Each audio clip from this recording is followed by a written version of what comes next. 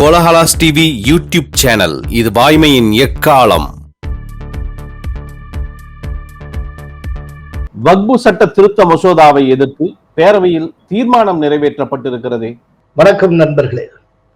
நேற்றைக்கு தமிழக சட்டப்பேரவையில் மத்திய அரசு கொண்டு வர உத்தேசித்திருக்கக்கூடிய வக்பு வாரிய சட்ட திருத்த மசோதாவுக்கு எதிரான தீர்மானம் நிறைவேற்றப்பட்டிருக்கிறது. அந்த தீர்மானத்துக்கு ஆதரவாக தற்போது என்டிஏவில் இருக்கக்கூடிய பாட்டாளி மக்கள் கட்சி, என்டிஏவுக்கு வரும் என்று சொல்லப்படுகிற அதிமுக உட்பட பெரும்பாலான கட்சிகள் வாக்களித்து உள்ளன. இதுல ஸ்டாலின் அவர்கள் என்ன சொல்லுகிறார் அப்படின்னா, இந்த தீர்மானம் எதற்கு அப்படின்னு சொல்றப்போ அது சிறுபான்மையினர் உரிமை, அப்புறம் மத சுதந்திரத்தை பேணுவதற்கு, இந்திய அரசமைப்பு சட்டம் மீறப்படாமல் இருப்பதற்கு, இந்த காரணங்களுக்காக இந்த விதமான தீர்மானம் ஒரு அழுத்தம் கொடுப்பதற்கு தேவைப்படுகிறது அப்படின்னு சொல்லியிருக்கிறார். கொஞ்சம் நம்ம யோசிச்சு பார்ப்போம். சிறுபான்மையினர் அப்படிங்கிற வார்த்தையெல்லாம் அவர் பயன்படுத்துகிறதுனால நாம இதை பேசுகிறோம். இந்திய மக்கள் தொகையில கிறிஸ்தவர்களுடைய எண்ணிக்கை அரௌண்ட் 2% தான். ஆனால் இந்தியாவில கிறிஸ்தவர்களுடைய சொத்துடைமை 18%. நீங்களே பார்த்திருப்பீங்க, ரொம்ப பிரைம் லொகேஷன்ல ரோட்டுக்கு மேல அவங்களுடைய ப்ராப்பர்ட்டி பிரம்மாண்டமா இருக்கும். பெரிய பெரிய கேம்பஸ் வளைச்சு போட்டிருப்பாங்க. அது ஏதோ ஸ்கூல் நடக்கும், இல்லாட்டி வெறும் கிரவுண்டாவே இருக்கும், இல்லாட்டி ஏதேனும் கிறிஸ்துவ மிஷினரி இருக்கும், ஏதோ ஒரு அமைப்பு இயங்கி கொண்டிருக்கும், இல்லாட்டி வெறும் கட்டடமாக அது வெறும் ஒரு வளாகமாக மட்டுமே இருக்கும், ஒரு காம்பவுண்ட் சுவர் மட்டும் இருக்கும். ஆனா ரோட்டுக்கு மேல எவ்வளவோ ப்ராப்பர்ட்டி, கிறிஸ்டியன் ப்ராப்பர்ட்டிஸ் பார்த்திருக்கோம். என்றைக்காவது சர்ச்சை வந்திருக்கிறதா? இது சிறுபான்மையினருக்கு எதிரானது அப்படின்னா, கிறிஸ்தவ சொத்துக்களுக்கு எதிராக இது போல இந்திய அளவுல மிகப்பெரிய பிரச்சனை உருவாகி இருக்கணும்ல, குரல் ஒலிச்சிருக்கணும்ல. அது ஏன் வக்பு வாரிய சொத்துக்கு எதிராக மட்டும் பேசப்பட்டது? இப்ப கிறிஸ்தவர்களுக்கு எதிராக ஏதாவது பேசப்பட்டதா? ஒண்ணும் இல்லையில. எந்த ஹிந்துவாவது கொடி பிடிச்சிருக்கானா? அப்படின்னா இங்க மட்டும் என்ன பிரச்சனை? எதனால் இப்படி என்ன பிரச்சனை அப்படின்னா, வக்பு வாரியம் என்னுடைய சொத்துன்னு கொண்டாடுகிற ஒவ்வொரு சொத்தும் ஏதோ ஒரு விதத்துல அடுத்தவர்களுக்கு சொந்தமானதாக இருக்கிறது. இப்ப திருச்சி மாவட்டத்துல திருச்செந்துறைன்னு ஒரு இடம் இருக்குங்க. அங்க ஒரு கோயில் இருக்கு, சிவன் கோயில். சோழர் காலத்துல கட்டப்பட்டது. அதை வக்பு வாரிய சொத்து என்று சொல்லுகிறார்கள். சோழர்கள் காலத்துல இஸ்லாமிய தமிழ்நாட்டுல கிடையாதே. எப்படி இந்த கோயில் வக்பு வாரிய சொத்தாக இருக்க முடியும்? அப்ப பிரச்சனை வருகிறது. இது கேட்டால் இது எப்படி என்ன சொல்றாங்க அப்படின்னா, இந்த வக்புங்கிறது இறைவனுக்கு விட்டது. அந்த காலத்துல அரசர்கள், அதுவும் இஸ்லாமிய அரசர்கள் இந்த பகுதியெல்லாம் வென்று விட்டு அவர்கள் கிளம்புகிற போது, இங்க இருக்கக்கூடிய நிலம் இதெல்லாம் இறைவனுக்கு அப்படின்னு அவங்க சொல்லிட்டு போயிட்டாங்க. சொன்ன மாத்திரத்திலே அது வக்பு வாரியத்துக்கு சொந்தமாகிவிடும், அது வகுப்புக்கு சொந்தமாகிவிடும். இஸ்லாத்துல ஒரு கல்ச்சர் உண்டு. அதாவது ஓரலா அவர்கள் சொல்லுவதே அதிகாரபூர்வமானது அப்படின்னு கருதுகிற ஒரு கலாச்சாரம். அது இஸ்லாமிய மரபு, அது அவங்களுடைய மரபு. இப்ப எடுத்துக்காட்டா, கூடவே வாழ்ந்த பெண்ணை ஜஸ்ட் 3 வார்த்தை தலாக் தலாக் தலாக்னு சொன்னா விவாகரத்தாகிவிடும். அவங்களுக்கு ரிட்டன் டாக்குமெண்ட்ஸ் தேவையில்லை. ஆனால் இந்த காலத்துல அப்படி அதை எப்படி ஏற்றுக்கொள்ள முடியும்? இப்போ சோழர்கள் காலத்துல பிராமணர்களுக்கு பல்வேறு கிராமங்கள் தானமாக வழங்கப்பட்டன, இறையிலி நிலமாக வழங்கப்பட்டது. அதற்கு பிரம்மதேயம்னு பேரு, சதுர்வேதி மங்கலம்னு பேரு. அப்படி கொடுக்கப்பட்ட செப்பேடு கூட இன்னைக்கு ஏதேனும் ஒரு பிராமணர்கிட்ட, ஒரு வயதான ஒரு முதியவர்கிட்ட கூட இருக்கலாம். இன்னைக்கு அந்த செப்பேடை கொண்டு காட்டி, இந்த கிராமம் முழுக்க என்னோட இடம், இந்த இடம்ல இதான் எனக்கு வேணும்னு சொன்னா இன்னைக்கு திராவிட மாடல் அரசு ஏற்றுக்கொள்ளுமா? யோசிச்சு பாரு. ஒரு செப்பேட்டோடு வந்தாலே இந்த கதிதான். என்றைக்கு ஏதோ ஒரு அரசர்கள் அன்னைக்கு ஜெயிச்ச அந்த இஸ்லாமிய அரசர்கள் இதெல்லாம் உங்களுக்கு இதெல்லாம் வக்பு அப்படின்னு சொல்லிட்டு சொன்ன மாத்திரத்துல அதுக்குள்ள வக்பு ஆயிருமா? இதை எப்படி ஏற்றுக்கொள்ள முடியும்? சார், எனக்கு ஒரு ப்ராப்பர்ட்டி சொந்தம்னா, இது சொந்தம்னு சொல்றதுக்கு, நான் கிளைம் பண்றதுக்கு எனக்கு என்ன ஆதாரம்? அந்த ப்ராப்பர்ட்டிக்கான டாக்குமெண்ட் என்கிட்ட இருக்கும். குறிப்பா பத்திரம் இருக்கணும், பட்டா இருக்கணும், எல்லாம் இருக்கும். ஓகே. இந்தியா முழுக்க கிட்டத்தட்ட 9 லட்சம் ஏக்கருக்கும் அதிகமான சொத்துக்கள் வக்பு வாரிய சொத்துக்கள் என்று சொந்தம் கொண்டாடப்படுகின்றன. இந்த 9 லட்சம் ஏக்கருக்கும் வக்ஃபு வாரியத்திடம் டாக்குமெண்ட்ஸ் உண்டா? திரும்ப இந்த திருச்சி கோயிலுக்கே வருவோம். திருச்சி மாவட்டம் திருச்செந்துறை அங்க இருக்க சிவன் கோயில வக்ஃபு வாரியம் சொந்தம் கொண்டாடுகிறதுல அதுக்கு என்ன டாக்குமெண்ட்ஸ் இருக்கு? நீங்க ஒரு ப்ராப்பர்ட்டி என்னுடைய ப்ராப்பர்ட்டின்னு சொன்னீங்கன்னா அந்த ப்ராப்பர்ட்டியை நீங்க யார்கிட்ட இருந்து வாங்கினீங்கிறத சொல்லணும்ல. இப்ப என் டாக்குமெண்ட்ல அது இருக்கும். வாங்கினதுக்கு என் பேர் இருக்கும், யார் என்கிட்ட வித்தாங்களோ அவங்க பேர் இருக்கணும்ல. அப்படி ஏதாவது உண்டா? முதல்ல டாக்குமெண்டே கிடையாது. அந்த சிவன் கோயில் உங்களுடைய ப்ராப்பர்ட்டினா அந்த சிவன் கோயில் இருக்கிற இடத்தை நீங்கள் யாரிடமிருந்து பெற்றீர்கள், யாரிடமிருந்து வாங்கினீர்கள்?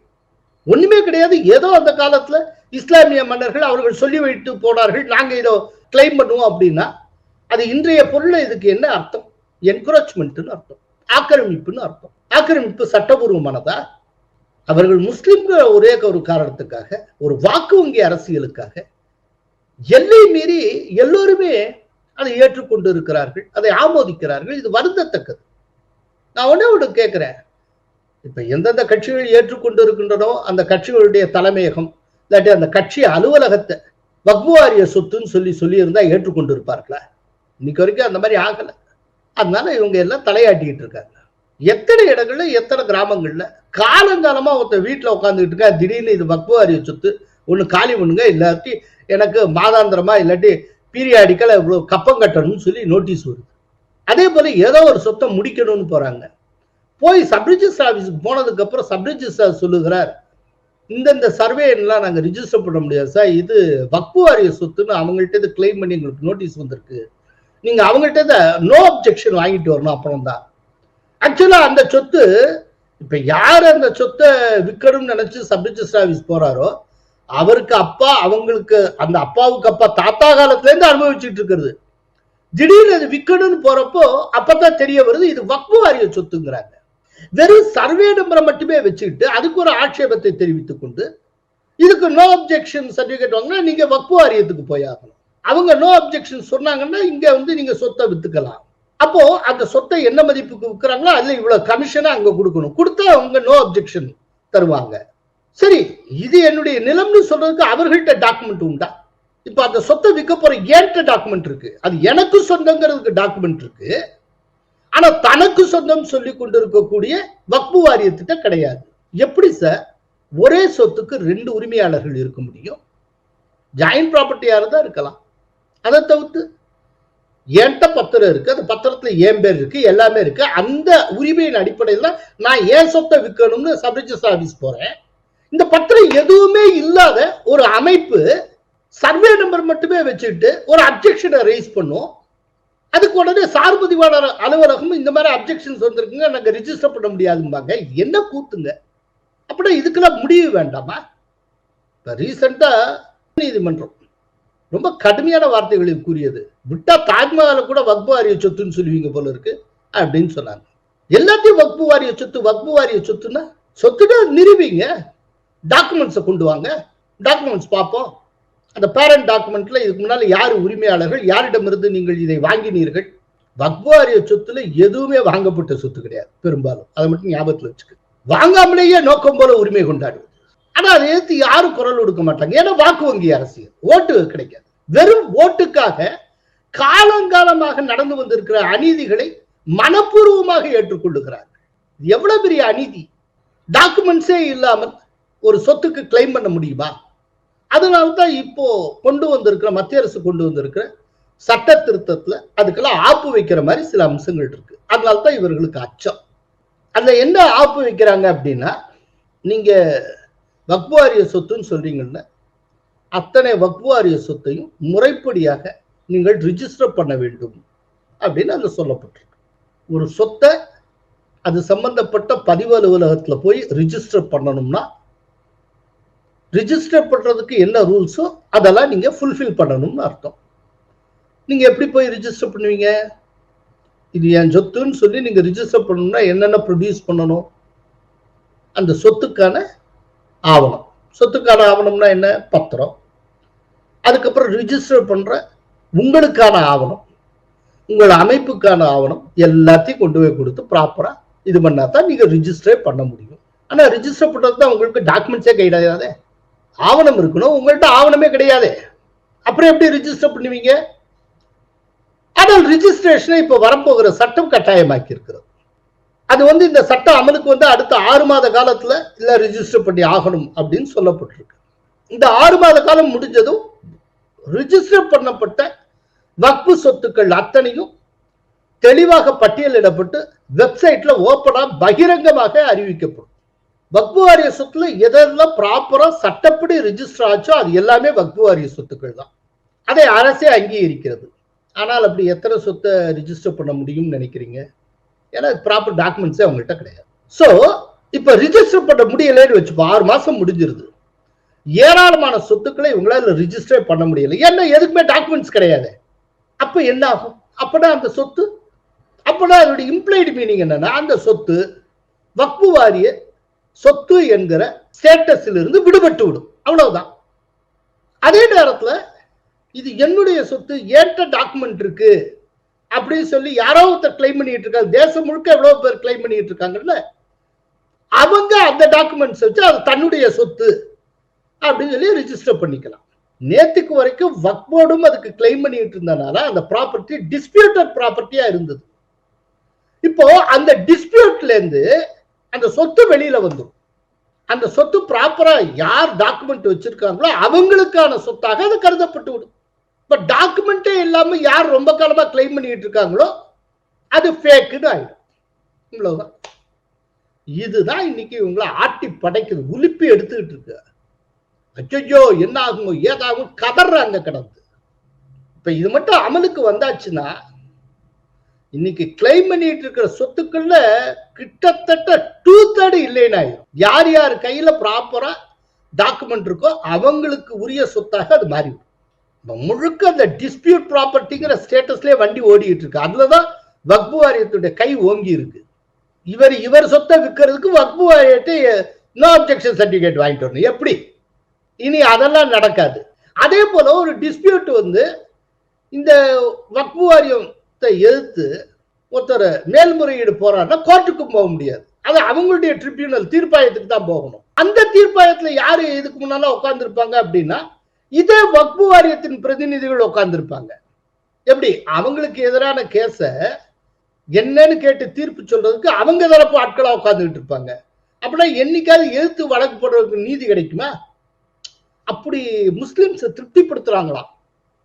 இப்படியெல்லாம் ஒரு சட்டம் ஒரு ஜனநாயக நாட்டில் உருவாக்கப்பட்டிருந்தது. சத்தியம், நம்புங்க. இன்னைக்கு அந்த அடிப்படையை மாற்றுகிறார் மோடி. மேல்முறையீடு முறவை யாரு? பாதிக்கப்பட்டவன். அப்படின்னா அந்த இடத்துல நடுநிலைமை இருக்கணும். எல்லா வக்ஃபு வாரியத்து உறுப்பினர்களா உட்கார்ந்துட்டு இருந்தா அப்படின்னா வக்ஃபு வாரியத்துக்கு வெளியில இருந்து ஆட்களை போடுவேங்கிறார். பெண்களே இல்லாமல் இருந்து பெண்களையும் போடுவேங்கிறார். இந்த சொத்துக்களை ரிஜிஸ்டர் பண்றது எல்லாம் மாவட்ட ஆட்சியரகத்துல கலெக்டர் ஆஃபீஸ்ல வச்சு சட்டப்படி பண்ணணும் அப்படிங்கிற மாதிரிலாம் கொண்டு வர்றாரு. ஸோ இவங்களுடைய மொத்த அந்த ஹோல்டே இப்ப தகர்ந்து போயிடும். இந்த டிஸ்பியூட்டு நோ அப்ஜெக்ஷன் சர்டிபிகேட்டு அதை இஷ்யூ பண்றதுக்காக பணம் வாங்குறது இந்த வகையில மட்டும் காலங்காலமா எவ்வளவு பெரிய சம்பாத்தியம் நடந்துட்டு இருந்தது தெரியுமா? இது எல்லாம் ஒன் ஃபைன் மார்னிங் முடிவுக்கு வரப்போகிறது. அதனாலதான் இப்போ அப்படியே வக்ஃபு வாரியம் தொடர்பான ஒவ்வொருவரும் அப்படியே நடுங்குகிறார்கள், பதற்றத்தில் இருக்கிறார்கள். ஒரு யூபியில இப்ப ரீசெண்டா பார்த்தேன், சன்னி தனிநபர் வாரிய உறுப்பினர்கள் மத்திய அரசினுடைய இந்த மசோதாவை எதிர்த்து போராட்டம் நடத்துகிறார்கள். சார், எண்ணி 10 பேர் இருக்கா போராட்டத்தில், அதுக்கு மேல ஆளக்கான போராட்டம் நடத்துறதுக்கு யோசிக்கிறாங்க. இன்னைக்கு வரைக்கும் ஒரு ஓட்டு வங்கி அரசியல் ரொம்ப தீவிரமாக இயங்கி கொண்டிருந்தது. அதனால இதெல்லாம் அநீதின்னு தெரிஞ்சுமே இவர்கள் மீது கை வைக்க யோசித்தார்கள். இன்னைக்கு என்னன்னா, இந்த ஓட்டு வங்கி அரசியல் இருந்தாலும் இதையும் முறியடிக்க முடியும் அப்படிங்கிற மார்க்கம் தெரிந்து விட்டது. முஸ்லிம்களுடைய ஓட்டு வங்கி அரசியலை எதிர்த்தே ஒரு வெற்றிகரமான அரசியலை செய்ய முடியும் அப்படிங்கிறது 2014 இருந்து நிலைநிறுத்தப்பட்டு விட்ட காரணத்தினால் இன்னைக்கு ஒரு துணிச்சலான அரசு, முதுகெலும்புள்ள அரசு மத்தியில் இருக்கின்ற காரணத்தினால் இப்போ வக்ஃபு வாரியத்தை சீர்திருத்தம் செய்யக்கூடிய ஒரு சரியான சட்ட மசோதா கொண்டு வரப்பட்டு இருக்கிறது. விரைவில் அது நிறைவேற்றப்படும், அநீதி முடிவுக்கு கொண்டு வரப்படும். இப்ப அதனாலதான் இங்க அப்படியே தமிழ்நாட்டுல துடிக்கிறாங்க. பார்ப்போம் என்னன்னா, இப்ப தமிழ்நாட்டுல எதுக்கு இதெல்லாம் பண்றாங்க அப்படின்னா, கொஞ்சம் கொஞ்சமா யோசிச்சு பாருங்க. முதல்ல நீட்டுனாங்க, அதுக்கப்புறம் மும்மொழி கொள்கைன்னு ஆயத்தை எடுத்தாங்க. அதுக்கப்புறம் தொகுதி மறுவரையறை அப்படிங்கிறதுக்கு பல மாநில தலைவர்களை எல்லாம் கூப்பிட்டு ஒரு மீட்டிங் போட்டாச்சு. இப்ப அடுத்தாப்புல வக்பு வாரிய மசோதாவுக்கு எதிரான தீர்மானத்தை நிறைவேற்றியாச்சு. அதுக்கு அடுத்தாப்புல என்ன 1.5 வருஷத்துல எலெக்ஷன் வரப்போகிறது. அப்போ முஸ்லிம்கள்ட்ட ஓட்டு கேட்க இது ரொம்ப வசதியா இருக்கும். நாங்கள் தான் தீர்மானம் நிறைவேற்றினோம், நாங்கள் எங்களாலான அனைத்தையும் செய்தோம் அப்படிலாம் சொல்லுவாங்க. அதனால மத்திய அரசு ரொம்ப ஒரு நல்ல காரியத்தை செய்திருக்கிறது. பொதுவா திமுக அரசு ஒன்றை எதிர்க்கிறது என்றாலே எதிர்க்கப்படுகிற ஒன்று நல்லதற்கான விஷயம்னு அர்த்தம். அதை அப்படி புரிஞ்சுக்கலாம். கனிமொழிக்கு காட்டமான பதில் அளித்திருக்கிறாரே அமித்ஷா. அதாவது நாடாளுமன்றத்தின் லோக்சபாவில் நேற்று குடியேற்றம் மற்றும் வெளிநாட்டினர் மசோதா தொடர்பான விவாதம் நடைபெற்றது.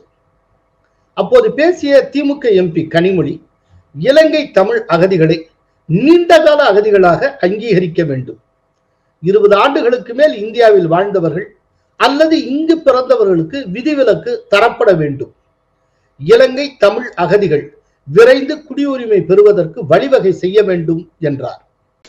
So the proposed bill would significantly affect approximately 90,000 Sri Lankan Tamils currently living in India, most of whom have been residing in this country for nearly 3 decades or more. As of March, 19,949 families are living in 103 rehabilitation camps spread across 29 districts of Tamil Nadu. So in Tamil Nadu we do not call them refugee camps. Our Chief Minister has renamed them as rehabilitation centers. So but this bill does not look at these people who've left their homes, who've come to India seeking refuge to protect themselves. கனிமொழியின் உரைக்கு அமித்ஷா அளித்த பதிலை பார்ப்போம். நாடாளுமன்ற உறுப்பினர் கனிமொழி இத்தனை தமிழ் அகதிகள் வந்துள்ளனர் என்று தெரிவித்தார். அவர்களுக்கான இந்திய அரசின் கொள்கை என்ன என்றும் கேட்டார். இலங்கை அகதிகள் விஷயத்தில் கனிமொழிக்கு இதயம் எப்படி வலிக்கிறதோ அதுபோலவேதான் என்னுடைய இதயமும் வலிக்கிறது. அகதிகளுக்கான எங்கள் கொள்கை என்ன என்று கனிமொழி கேட்டார். இலங்கை அகதிகளுக்கான 1986 ஆண்டின் கொள்கை என்னவோ அது அப்படியேதான் இப்போதும் உள்ளது. நீங்கள் ஐக்கிய முற்போக்கு கூட்டணி அரசில் 10 ஆண்டு காலம் அங்கம் வகித்த போதும் அந்த கொள்கை அப்படியே இருந்தது. 10 ஆண்டுகளாக தயாநிதி மாறன் அமைச்சராக இருந்தார், TR பாலு அமைச்சராக இருந்தார். ஆனால் அவர்கள் எதுவும் செய்யவில்லை. இப்போது நீங்கள் என்ன செய்தீர்கள் என்று எங்களை பார்த்து கேள்வி கேட்கிறீர்கள். அன்றைக்கே நீங்கள் நடவடிக்கை எடுத்திருந்தால் இன்று எங்களிடம் கேள்வி கேட்க வேண்டிய அவசியமே ஏற்பட்டு இருக்காது. தமிழ் அகதிகளுக்காக நீங்கள் வகுத்த கொள்கையில் நாங்கள் ஒரு கமாவை கூட மாற்றவில்லை. திமுக அங்கம் வகித்த அரசாங்கத்தால் பின்பற்றப்பட்ட அதே கொள்கையைத்தான் நாங்களும் இப்போது ஏற்றுக்கொண்டிருக்கிறோம். அந்த கொள்கை அப்படியே தொடர்ந்து கொண்டிருக்கிறது. நீங்கள் ஏதேனும் மாற்றங்களை விரும்பினால் அவற்றை எங்களிடம் சொல்லுங்கள், கொடுங்கள், பரிசீலிக்கிறோம் என்றார் அமித்ஷா. कनिमोजी जी ने कहा कि इतने सारे तमिल शरणार्थी आए हैं, इसके लिए भारत सरकार की नीति क्या है। बहुत अच्छा मुद्दा मान्यवर, मेरा भी वो शरणार्थियों के लिए दिल इतना भी दुखता है जितना कनिमोजी का दुख। मगर उन्होंने कहा आपकी नीति क्या है। मैं नीति बताता हूं। 1986 से जो भारत सरकार का नीति है और जब आप 10 साल यूपीए सरकार में थे तब जो आपका नीति था वही हमारा नीति है। ये तो 74 से आए, अब 10 साल था, दयानिधि जी भी मंत्री थे, बालू जी भी मंत्री थे, कुछ नहीं किया, कुछ नहीं किया। और हमें सवाल कर रहे हैं कि आपने क्या किया। भला आपने कर दिया होता तो हमारे लिए तो बारी ही नहीं आती। मान्यवर, तमिल शरणार्थियों की नीति में हमने फुल स्टॉप कॉमा का बदलाव नहीं किया है। जिस सरकार में डीएम के हिस्सेदार थी वही नीति को हमने जस का तस अपनाने का काम किया है। अगर कुछ बदलाव करना है तो मुझे दे दो, देखना, हम सोचेंगे। அப்போது வடசென்னை எம்பியான கலாநிதி வீராசாமி குறுக்கிட்டு நீங்கள் ஏதாவது செய்யுங்கள் என்று அமித்ஷாவை பார்த்து கோரிக்கை வைத்தார். அதற்கு பதில் சொன்ன அமித்ஷா, இதுவரை திமுக எம்பிக்கள் அனைவரும் வெவ்வேறு பிரச்சனைகள் தொடர்பாக 4 முறை என்னை சந்தித்துள்ளனர். ஆனால் ஒரு முறை கூட அவர்கள் தமிழ் அகதிகள் பற்றி பேசியதில்லை. ஆனால் இப்போது ஏதாவது செய்யுங்கள் என்று சொல்லுகிறீர்கள். நீங்கள் தமிழ் அகதிகள் பிரச்சனையை ஒருபோதும் எழுப்பியது கிடையாது. இப்போது கூட நீங்கள் ஏதாவது பரிந்துரைத்தால் அதை நாங்கள் பரிசீலிக்க தயாராக இருக்கிறோம் என்று பதிலளித்தார் அமித்ஷா. मान्यवर, मुझे अब तक एडीएमके के सारे एमपी 4 बार मिले अलग अलग समस्या पर, एक में भी तमिल शरणार्थी का जिक्र नहीं, और कहते हैं डू समथिंग। भाई आप तो कहते हैं ना, हमने तो आपकी नीति पर चले, हम माने ये सच्ची होगी। अभी भी आप दीजिए, हम सोचेंगे इस पर। मगर आपने रॉन्ग किया है, एक्सेप्ट करते हो ना? आपने रॉन्ग किया वो तो स्वीकार कर लिया, चलो अच्छी बात है। இதுல ஒரு விஷயத்தை அமித்ஷா போட்டு உடைத்திருக்கிறார். நேர்பட சந்திக்கிறப்பவும் சரி, மற்ற எந்த சந்தர்ப்பத்தில் எப்போதுமே இவர்கள் தமிழ் அகதிகள் பற்றி, இலங்கை அகதிகள் பற்றி பேசியதே கிடையாது. இவங்க இதுக்கு முன்னால ஆட்சியில இருந்த காலத்துல அதை பத்தி யோசிச்சது கிடையாது. இன்னைக்கு என்னென்ன மாற்றங்களை எதிர்பார்க்கிறார்களோ, அந்த சட்டத்துல என்ன விதமான திருத்தங்களை எதிர்பார்க்கிறார்களோ, அது அத்தனையும் மன்மோகன் சிங் அரசில் இவர்கள் அங்கம் வகித்த போதே கொண்டு வந்திருக்கலாம். அப்படி கொண்டு வந்திருந்தா இன்னைக்கு கேள்வி கேட்க வேண்டிய அவசியமே கிடையாது. ஆட்சியும் அதிகாரமும் கையில் இருந்த போது செய்யாமலே இருந்து விட்டு இப்ப எதிர்த்தரப்புல உட்கார்ந்து இருக்கிறப்போ பிஜேபி அரசை பார்த்து அதை செய்தீர்களா, இதை செய்தீர்களா அப்படின்னு கேட்கறது. சோ கடந்த காலத்துல இவர்கள் எப்படி இலங்கை தமிழ் அகதிகளுக்கு துரோகம் செய்தார்கள் என்பதையும், இப்பவும் கூட எந்த சந்தர்ப்பத்திலையும் இந்த அகதிகள் பற்றி தன்னிடம் இவர்கள் எவரும் எதுவுமே பேசியதில்லை என்பதையும் புளோர்ல வச்சு அம்பலப்படுத்தி இருக்கிறார் அமித்ஷா. லோக்சபால அம்பலப்படுத்தி இருக்கிறார். அது அத்தனையும் பதிவாகி இருக்கிறது, அவை குறிப்பில் பதிவாகி இருக்கிறது. இதன் மூலமா இப்போ டிஎம்கே டோட்டலா எக்ஸ்போஸ் ஆயிருக்கு. இப்ப இதன் மூலமா வரக்கூடிய இன்னொரு சந்தேகம் என்ன அப்படின்னா, நான் கொஞ்ச நேரத்துக்கு முன்னால ஒரு பட்டியலிட்டேன். நீட்டுன்னு ஒன்று சொல்லிக்கிட்டே இருந்தாங்க, அதை கைவிட்டாங்க. அப்புறம் மும்மொழி கொள்கை எதிர்ப்புன்னு ஒன்று சொல்லிட்டு இருந்தாங்க, இப்போ அது சட்டம் குறைஞ்சு போச்சு. அதுக்கப்புறம் தொகுதி மறுசீரமைப்பு அப்படின்னு சொன்னாங்க. அதுக்கு அகில இந்திய தலைவர்களை எல்லாம் வர வைத்து ஒரு கூட்டம் நடத்தி அது ஒரு டிராமா, அது முடிஞ்சு போயாச்சு. அதுக்கப்புறம் இப்ப சட்டப்பேரவையில வக்பு வாரிய சட்ட திருத்த மசோதாவுக்கு எதிரான தீர்மானத்தை நிறைவேற்றி அடுத்த டிராமாவும் முடிஞ்சாச்சு. இப்ப அடுத்தாப்புல ஏதாவது இஷ்யூ வேணும்ல, அநேகமா இப்ப அந்த இஷ்யூவை தோண்ட ஆரம்பிச்சுட்டாங்கன்னு அர்த்தம். இனி இலங்கை தமிழ் அகதிகள் விஷயத்தை ஒரு இஷ்யூவா மாத்துவாங்க. நான் நினைக்கிறேன் அநேகமா அந்த எலெக்ஷன் வர்ற வரைக்கும் ஒரு மாசத்துக்கு ஒரு இஷ்யூன்னு சொல்லிட்டு போறாங்க போல இருக்கு. அப்படி ஒரு டார்கெட் வச்சுட்டு டிஎம்கே செயல்படுகிறது என்று எனக்கு தோன்றுகிறது. இப்பதான் இந்த தமிழ் அகதிகள் இஷ்யூவை லோக்சபால இருந்து ஆரம்பிக்கிறாங்க. இனிமே அதை ஊதி பெருசாக்குவாங்க. பெருசு அப்படின்னா அவர்களுக்கு தமிழ்நாட்டுல மீடியா நண்பர்கள் நிறைய உண்டு. சோ அதை வச்சுட்டு ஒரு பெரிய விவாதம் அப்படி இப்படின்னு கிளப்பி அதை தமிழ் கூறும் நல்லுலகத்தின் ஒரு முக்கியமான டிமாண்டே அப்படிங்கிற மாதிரி ஒரு டிமாண்ட் போல ஒரு தோற்றத்தை உருவாக்கி அதை வச்சு ஒரு அரசியல் பஜனை நடக்கும். அப்புறம் அதை ஒரு தீர்மானம் ரேஞ்சுக்கு கொண்டு போவாங்க. அப்புறம் அது முடிஞ்சதும் அதுக்கு அடுத்த இஷ்யூ ஒன்று கண்டுபிடிப்பாங்க. இப்படி மாதத்துக்கு ஒரு இஷ்யூவாக கண்டுபிடித்து கொண்டு இருப்பார்கள். இப்போ இந்த வக்பு வாரிய தீர்மானம் முடிந்த நிலையில அடுத்த இஷ்யூ ஆரம்பமாகிறது அப்படின்னு நாம் புரிந்து கொள்ளலாம். ஸ்டாலினை சாடி இருக்கிறாரே யோகி ஆதித்யநாத். அதாவது ஏஎன்ஐ ஊடகத்துக்கு உத்தரப்பிரதேஷ் முதல்வர் யோகி ஆதித்யநாத் பேட்டி அளித்தார். அந்த பேட்டியில பல முக்கியமான விஷயங்களை அவர் சொல்லியிருக்கிறார். இந்தியாவின் பழமையான மொழிகளில் தமிழும் ஒன்று. தமிழின் வரலாறு சம்ஸ்கிருதத்தை போலவே பழமையானது. உத்தரப்பிரதேசத்தில் தமிழ், தெலுங்கு மற்றும் பிற மொழிகளை நாங்கள் கற்பிக்கிறோம். தமிழக பல்கலைக்கழகங்களில் இந்தியை கற்பிப்பதில் என்ன பிரச்சனை?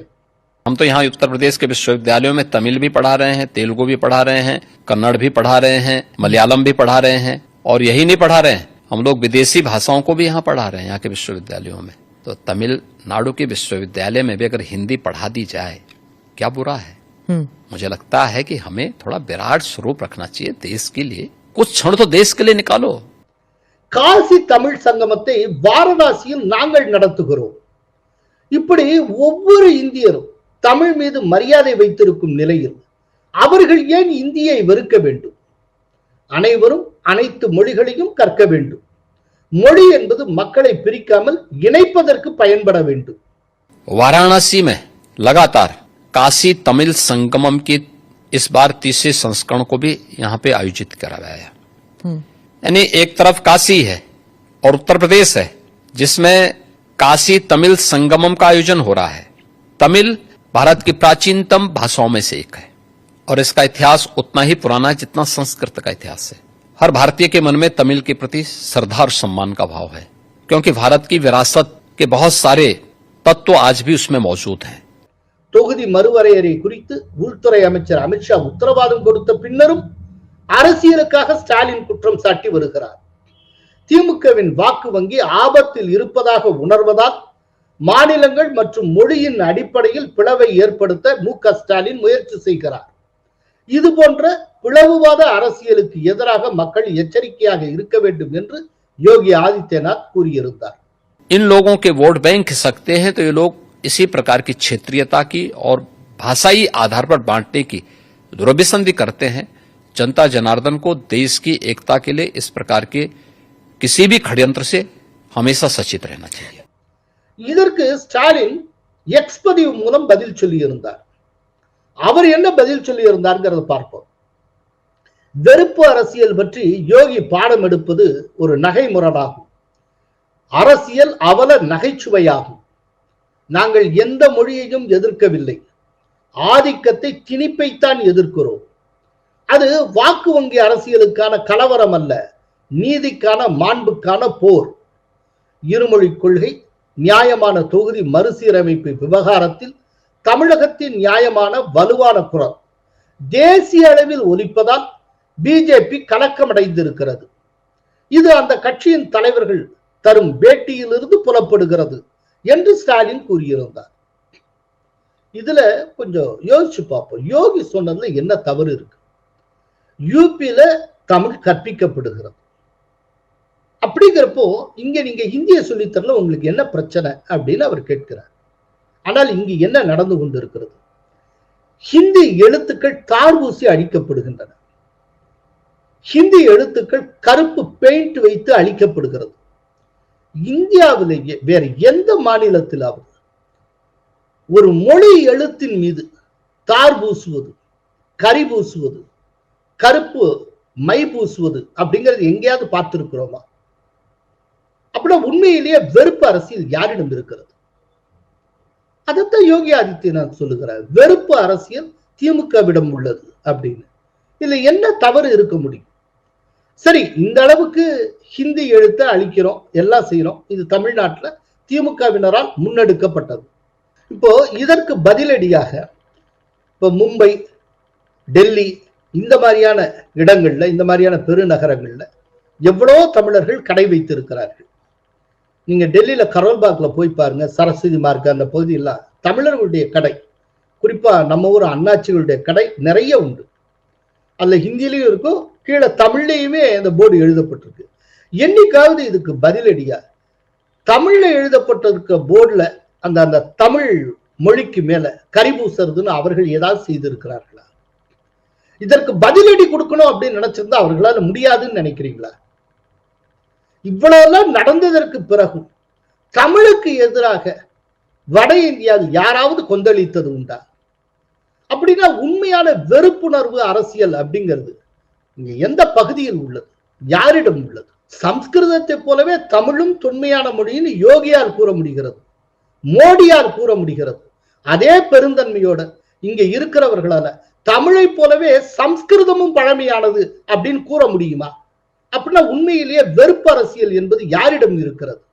உத்தரப்பிரதேசத்தில் தமிழர்களை வரவழைத்து அத்தனை தமிழர்களையும் சங்கமிக்கக்கூடிய காசி தமிழ் சங்கமம் நடத்தப்படுகிறது. எங்க தமிழ்நாட்டுல தேச நல்லிணக்கத்துக்கான சங்கமத்துக்கான எந்த முயற்சியாவது இந்த திராவிட மாடல் அரசோ திராவிட மாடல் கட்சியோ மேற்கொண்டது உண்டா? இன்னைக்கு ஸ்டாலின் சொல்லுகிறார், என்ன திமுகவின் குரல் தேசிய அளவில் ஒலிக்கிறதா, அதனால பிஜேபி தலைவர்கள் ராட்டில் ஆகி இந்த மாதிரி பேட்டி கொடுத்துக்கிட்டு இருக்காங்க அப்படின்னு. திமுகவின் குரல் எப்படி தேசிய அளவில் ஒலிக்க முடியும்? ஏன்னா தேசியம் என்பதையே வெறுக்கக்கூடிய கட்சி டிஎம்கே, ஹிந்தியை வெறுக்கக்கூடிய கட்சி, ஹிந்திக்காரர்களை வெறுக்கக்கூடிய ஒரு கட்சி, அத்தனையும் நிராகரிக்கக்கூடிய ஒரு கட்சி. அப்படிங்கிறப்போ திமுக முன்னெடுக்கக்கூடிய ஒரு விஷயத்தை வட இந்தியா என்றைக்காவது முன்னெடுக்குமா? வடகிழக்கு இந்தியா முன்னெடுக்குமா? அப்படிங்கிறப்போ திமுகவின் குரல் எப்படி தேசிய அளவில் ஒலிக்க முடியும்? அது ஒலிக்கவே ஒலிக்காது. அது ஸ்டாலினுக்கு நன்றாக தெரியும். அதனால்தானே 2024 மக்களவை தேர்தலின் போது ஸ்டாலின் தமிழ்நாடு தாண்டி வேற எந்த மாநிலத்துக்கும் போய் பிரச்சாரமே பண்ணல. இத்தனைக்கு அவர் இந்தி கூட்டணியில இருந்தவர் தானே. அவர் வேற எந்தெந்த மாநிலங்களில் போய் பிரச்சாரம் செய்தார்? ஏன்னா பிரச்சாரம் செய்தால் அது எடுபடாது என்பது நன்றாக தெரியும். ஏன்னா ஏற்கனவே அவருடைய மகன் சனாதனத்தை டெங்குவை போல மலேரியாவை போல ஒழிப்போம் என்று சொன்னதுனாலேயே மத்திய பிரதேசல காங்கிரசுக்கு கிடைத்திருந்த வாய்ப்பு ஒழிக்கப்பட்டது. காங்கிரஸ் அங்கு படுதோல்வி அடைந்ததற்கு இது ஒரு காரணமாக இருந்தது. அப்படிங்கிறப்போ இந்த தேசத்துல தமிழ்நாடு தாண்டி வேற எந்த இடமும் எந்த மாநிலமும் எந்த பகுதியும் திமுகவின் குரலை எதிரொலிக்காது. ஏன்னா திமுக இந்தியாவின் மற்ற பகுதிகளோடு நட்பாக இல்லை. அப்படிங்கிறப்போ திமுகவை ஒரு நட்பு சக்தியாக கருதுவதற்கு மற்றவர்களும் தயாராக இல்லை. அப்படிங்கிறப்போ திமுகவின் குரல் ஏதோ தேசிய அளவில் ஒலிக்கிறதாகவும் அதனால பிஜேபி ரொம்ப ரேட்டலா இருக்கிறதாகவும் ஸ்டாலின் சொல்லுகிறார். அது எப்படி? எனக்கு ஒன்றும் புரியுது. மொத்தத்துல இப்போ ஸ்டாலின் நிறைய கேள்விகளுக்கு உட்படுத்தப்பட்டு இருக்கிறார். இதை விட ரொம்ப முக்கியமான ஒரு இண்டிகேட்டர் இருக்கு. யோகி ஆதித்யநாத் இப்படி பல்வேறு மாநிலங்களில் இருக்கக்கூடிய மற்ற தலைவர்கள் பற்றி அவர்களுடைய முன்னெடுப்புகள்லாம் பற்றி இதற்கு முன்னால இந்த அளவுக்கு காத்திரமாக விமர்சித்தது கிடையாது. இப்ப யோகி இது பற்றி பேச தொடங்கி இருக்கிறார். அப்படின்னா கொஞ்சம் கொஞ்சமாக யோகி அகில இந்திய தலைவராக பரிமாணம் பெற்று வருகிறார் அப்படின்னு பொருள். அவர் ஏதோ ஒன்றுக்கு தயாராகி கொண்டிருக்கிறார் அப்படின்னு பொருள். நன்றி, வணக்கம். கோலஹலாஸ் டிவி யூடியூப் சேனல், இது வாய்மையின் எக்காலம்.